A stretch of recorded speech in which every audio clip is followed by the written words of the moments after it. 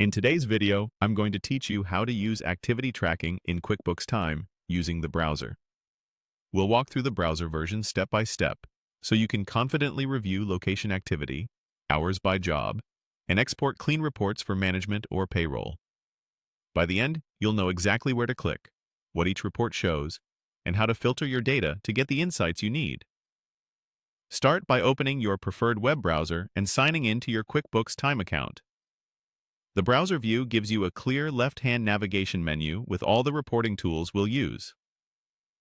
To review location-based activity, head to the left menu and select Reports, then Tracking, and choose GPS points. This report displays GPS pings tied to time entries, so you can see where team members were when they tracked time.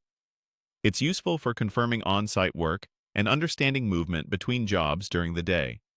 Don't worry if the map looks dense at first. Filters will help narrow it down. Next, to analyze hours worked on specific jobs, go back to Reports, choose Tracking, and click Job Costing by Team Member.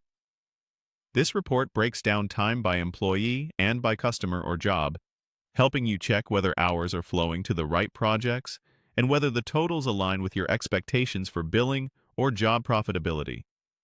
Use the Report Dates selector to define the period you want to analyze. You can choose a preset like today, this week, or last month, or set a custom range. Pick a window that matches your review cadence: weekly for scheduling, bi-weekly for payroll, or monthly for billing and cost tracking. Narrow your results with the Filter by Customers option if you want to focus on a single client or a handful of key jobs. Or use Filter by Groups or Team Members to zero in on a department, crew, or individual employee. Filters can be combined, so feel free to set both a customer and a team member for a tight, relevant view. When your dates and filters look right, click Run Report. You'll get an up-to-date snapshot of the activity for that period.